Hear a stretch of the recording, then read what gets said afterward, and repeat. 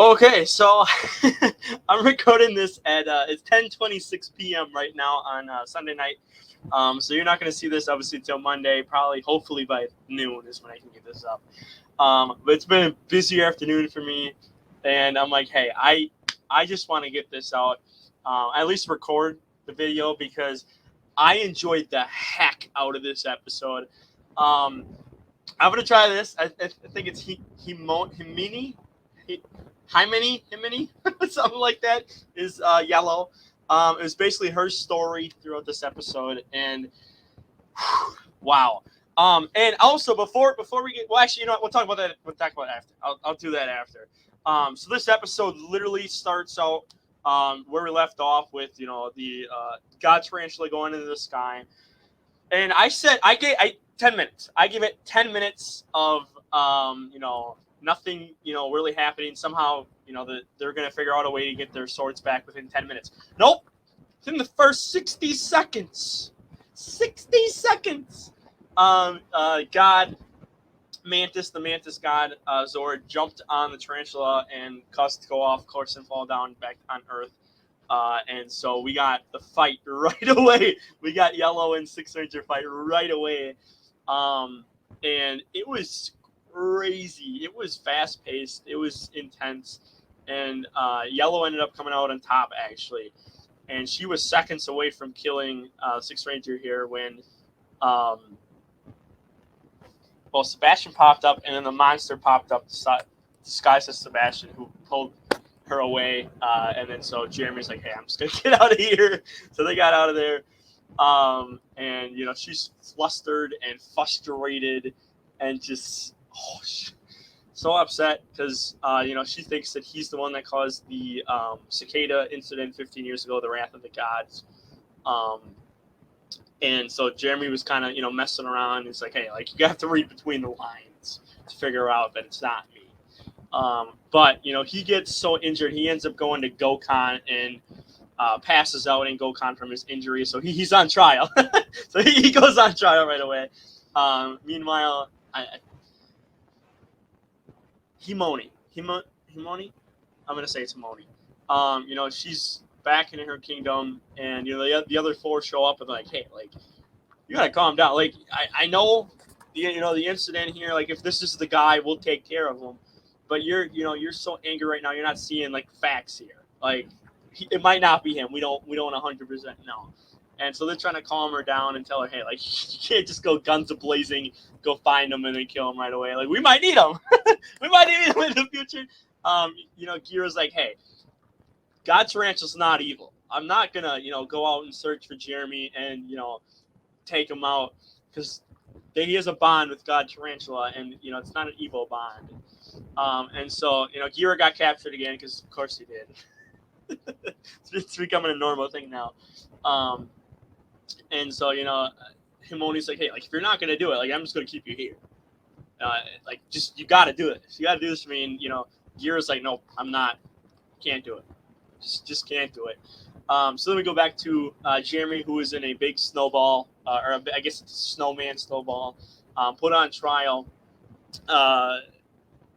And we find out that he was, I guess, an exhibit is the best way. He was I don't want to say a circus exhibit, but what they call him, the reverse rotting human or whatever. I forget. I guess he apparently fell asleep for a year because when you're 2,000 years old and you're a hybrid, you could do that, I guess. So he kind of passed out for a year. So that was the year of the cicada incident. And so we find out that it wasn't him actually. And Jeremy's like, hey, just gotta read between the lines, man. You gotta read. You gotta do that. And Rita's like, you're the one that needs to read between the lines because all of us lost, our parents and a bunch of people in the kingdoms to the cicada incident, and we had we were forced to become kings and queens because of that, and we weren't prepared for any of that. And Himoni was the youngest, to become queen, so she took it personal. she took it really personal, more personal than the other four. So Jeremy kind of softens up, is like, Huh. Okay. Maybe I got to start reading in between other people's lines too. So well, that's going on. It looks like Shinken blue. I don't know why, but I enjoyed the design. And I guess I should touch on. He was earlier in the episode. He was going 1-on-1 with Death Rock Underground. He was, I guess you could say, beating him. And again, I'm gonna touch on these points here after I get through the episode because I really loved how they did this episode. But so he's going 1-on-1, and if you want to call it a training session, if you want to call it, actually Death the Rock was trying, whatever you want to say. And so, he goes out, he uses attacks, and, the other four are up there, fighting in the Guardian Kingdom. And, Gira is struggling so much. He can't land a hit on this, Shinken blue monster thing, one of the monster of the week, essentially. And so Himone comes up from behind and, slashes him and then takes him out. I think it was like 3 hits. I think it was 3. Just dismantles this guy. And he took a while to become a giant. He took a nap. He was like, yeah, I'm just gonna sit here. You can have your plot go on and happen here. I'm gonna be in the background, just not doing anything. So after that happens, Hamone's like, hey, like, I'm gonna go find this guy, and the rest of them again are like, hey, you gotta chill out, like. We don't know if this is actually him. Like, we're not 100%, certain this is him. Like, you gotta wait. Like, we're not gonna go out there and just decapitate a guy just off of assumptions. And so they're like, let's just think level-headedly here, and let's go. We'll get Jeremy. We'll, hold him accountable if it's really his doing. If it's not, well, then we move on with our lives. And so they send this girl after him, who I guess is like the best spy. I don't want like spy or whatever you want to say in the Guardian Kingdom. And I mean, she didn't really have to do her job because Rita brought Jeremy there, but she was behind Himone, so Himone didn't see Jeremy was there. But Rita pops up, shows the evidence, which is a book of like, hey, like he was sleeping for a whole year. He was knocked out cold for a whole year. And it's not him. This incident isn't him. It's got nothing to do with him. And, Hamone's like, whatever. Who cares? I'm going to go find him. I'm going to go kill him. And, well, she softens up a bit. But, at first, when she's, showing the evidence at first, she's like, I don't believe that. I don't believe that. Like, really? Which, to be fair, it's one book. And there you go. And, obviously the trial is like 5 seconds long, which would not be in real world. Because, we got to drag it out. But then the girl pops up and drags Jeremy. Well, literally just pulls his arm. Like, they walk 10 feet or something. And like, oh, here's Jeremy for you, my queen. Here you go. And, she points her sword at him.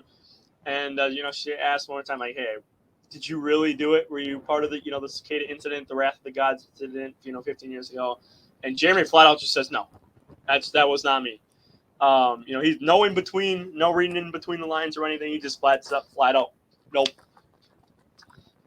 So he's understanding like, hey, I gotta be more forthcoming.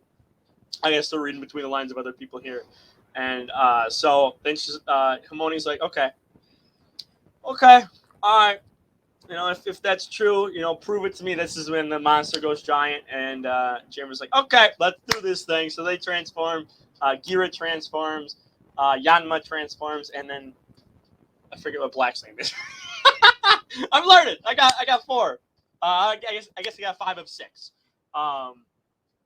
And so they're Black and Rita are down. Which I guess is Violet. I think. Rita's Violet, I think is what the official thing is. They're watching on, and they basically just kind of tag team the monster of the week, and then he goes and runs on water. And so Jeremy's like, okay, I'm just gonna use my spider powers here. Connects to a big leaf on a huge tree, swings around, just starts, dicing up this guy with the arms of the tarantula god, and yeah, that's it. And then we get the cliffhanger of the week, which leads into was it episode 15, I think, 14, whatever it is. The cliffhanger that Black goes to Regulus and says, hey, he's useful. Jeremy's useful. You know, I think we need him around. And Regulus is like, okay, all right, that's fine. And so Black turns around, starts leaving, and says, you know, is my sister doing well? And we find out that Regulus kidnapped his sister. Okay.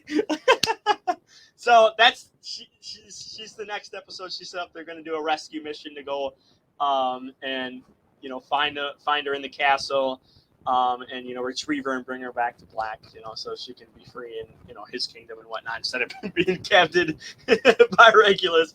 But you know also Regulus was like, hey, like you want to see her? And the Black's like, you know, I had an oath, I'm not going to. But next again, they come out in the trailer for next week and they're like, yeah, we're gonna go save her. So that happens. We get the, I guess, humanoid form of the Tarantula's Zord next week too in the preview.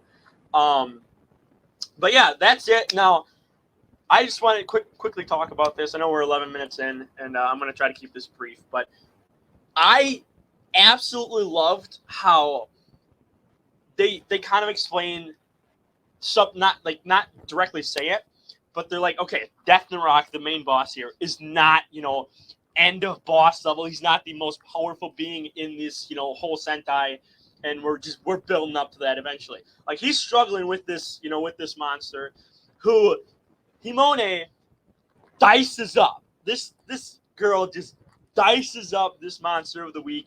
Who again, if you want to call it training, you want to say Death Narok wasn't going all out, you know, fine, whatever. You know, they get called, the monsters get called old, the bosses get called old by this, you know, monster of the week here, the Shinken Blue monster of the week. And again, Kira can't really touch him, but, you know, when you got someone mad and focused on, you know, revenge and anger, like, yeah, sometimes that can be useful. And obviously Hamona is the youngest of the kings and the queens here, so, you know, the whole monster of the week thing was, you know, probably being youthful and quicker when you're in your youth. And so Hamona's like, okay, that's fine with me.